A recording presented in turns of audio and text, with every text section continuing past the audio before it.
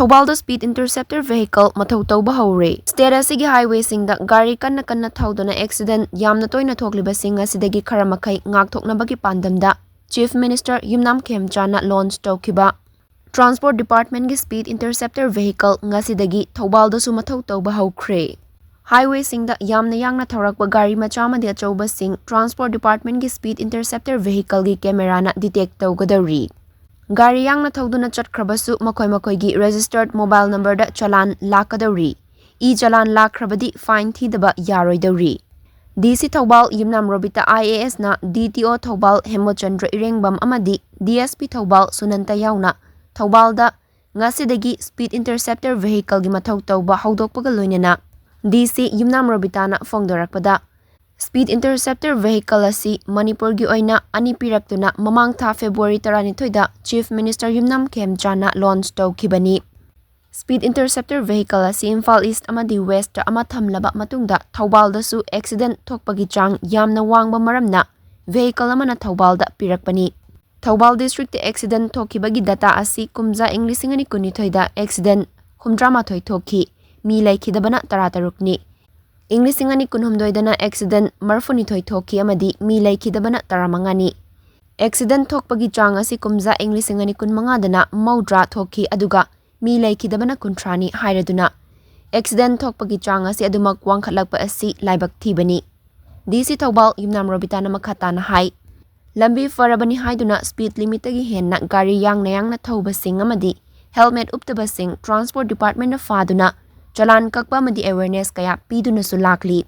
Handak pirakliba speed interceptor vehicle asina lambi gi mafam amada khamduna thamgani aduga gari kanna thauba sing automatically detect tawgani hairaduna Thoubal district lairiba miyam amadi district asida lakpiba singna gari thauba matamda speed isa na control tawraga thaubiyu haiki.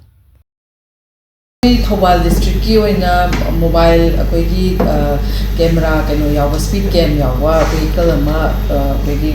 the Transport Department na pizare sise koi Manipur da ani khak lakpani amana Imphal East West ki ama pihore aduga akoi Thoubal district na ama pire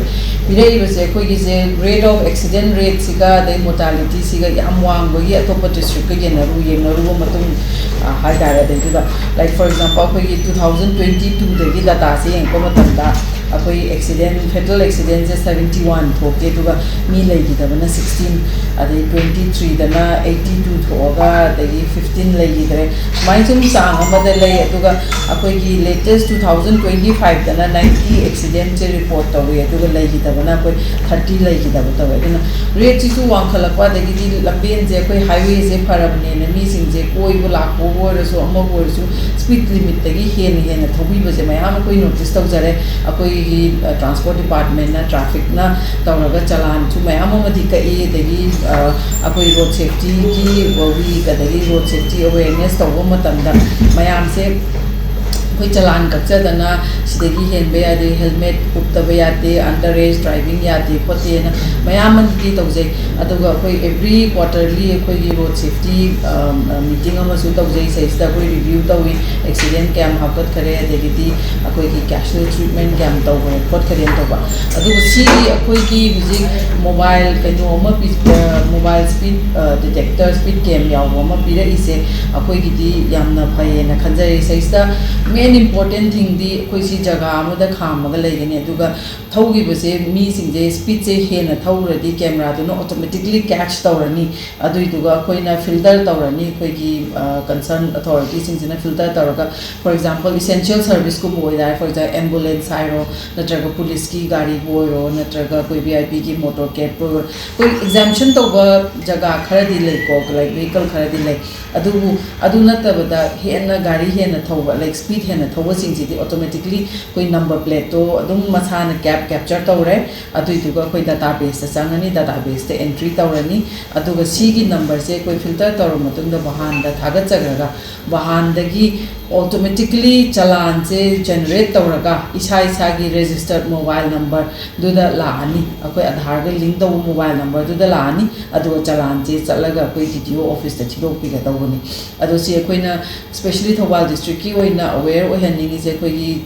Thoubal district ta laibu koi praja mayam aduga koi Thoubal district ta laiba mi singje kitang speed se ꯁꯤꯁꯦ maintain ꯇꯧꯕꯤꯔꯒ ꯊꯧꯕꯤꯌꯨ ꯑꯩꯈꯣꯏꯒꯤ ꯏꯁꯥꯒꯤ ꯐꯣꯟꯗ speed ꯍꯦꯜꯂꯦꯅ ꯂꯥꯛꯄ ꯃꯇꯝꯗ ꯁꯤ ꯑꯩꯈꯣꯏꯅ ꯍꯦꯛꯇ ꯍꯥꯏꯖꯟꯕ ꯅꯠꯇꯦ ꯁꯤ ꯍꯧꯖꯤꯛꯀꯤ ꯑꯩꯈꯣꯏꯒꯤ ꯁ꯭ꯄꯤꯗ ꯀꯦꯃꯦꯔꯥꯁꯤꯅ ꯐꯥꯔ ꯃꯇꯨꯡꯗ ꯑꯩꯈꯣꯏꯒꯤ ꯀꯩꯅꯣꯇ ꯐꯖꯅ ꯑꯩꯈꯣꯏ ꯑꯦꯛꯖꯥꯃꯤꯟ ꯇꯧꯔ ꯃꯇꯨꯡꯗ ꯑꯗꯨꯒ ꯐꯤꯜꯇꯔ ꯇꯧꯔ ꯃꯇꯨꯡꯗ ꯊꯥꯖꯔꯛꯄꯅꯦ ꯑꯗꯨꯅ ꯈꯤꯇꯪ ꯃꯌꯥꯝꯗ ꯄ꯭ꯔꯖꯥꯗ ꯑꯋꯦꯔꯅꯦꯁ ꯑꯃꯈꯛꯇꯪ